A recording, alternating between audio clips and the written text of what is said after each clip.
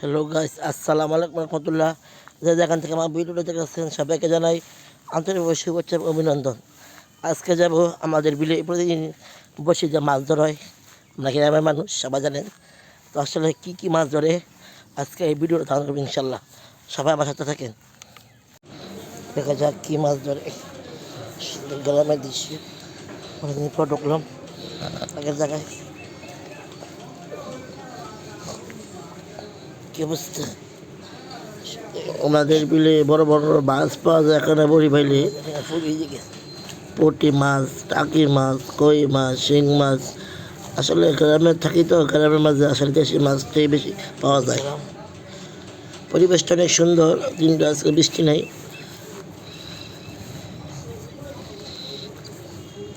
কাকু আসসালামু আলাইকুম।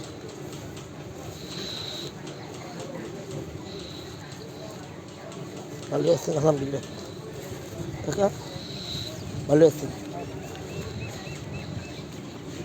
মাছ পাইছেন যে একটা, মার তো কুইটা।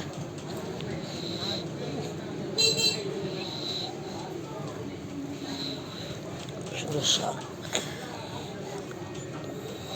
এই শাকগুলো খাইতে ভালো লাগে।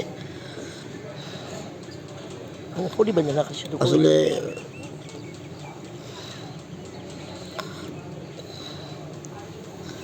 মাছ ধরার আসলে মজা আলাদা। এখানে আরো মানুষ বলি ভাই তো আজকে কথা চালাইছি।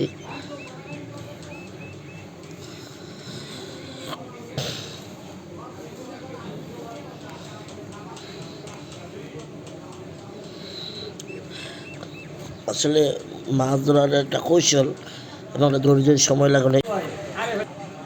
আলহামদুলিল্লাহ, এটা খামার আমার স্বাস্থ্য ভাই করছে এটা। তো গ্রামের পরিবেশটা আসলে এরকম যে যারা শহর আছে আসলে তারা যদি গ্রামে হয় গ্রামও, তাহলে বলতে বলছি আমরা গ্রামের মানুষ কতটা সুখে আছি। গ্রামের টাকা নাই এটা ঠিক, কিন্তু ভাই গ্রামের সুখের অভাব নেই। এত সুন্দর সবুজ, এটা ভিডিও আসলে সব কিছুতে ভিডিও আনা যায় না। নিশ্চয়ই দেখলে আসলে বুঝলেন কতটা সৌন্দর্য এটা। এই এই বিলে প্রচুর পরিমাণ মাছ আছে, মাছ কোনো অভাব নেই আলহামদুলিল্লাহ। আপনি এখানে দেশি টাকি মাছ, পুঁটি মাছ, শিং মাছ, বাই মাছ, এটা খামার হইলেও এই খামার মোটামুটি অনেক দেশি মাছ পাওয়া যায়। সব কিছু মিলে আসলে সৌন্দর্য তো সৌন্দর্য শেষ করার কোনো উপশেষ নেই। তো ভিডিওটা দেখে আসলে সবার কেমন লাগছে ইনশাল্লাহ সবাই কমেন্টে জানাইবেন। আশা করি ইনশাল্লাহ সবার কাছে ভালো লাগছে। তো এই আশা ব্যক্ত করে আমি আমার সংক্ষিপ্ত ভিডিও আজকে এখানে শেষ করলাম। আসসালামু আলাইকুম রহমতুল্লাহ। ধন্যবাদ গাজীপুরবাসী পক্ষ থেকে সবাইকে।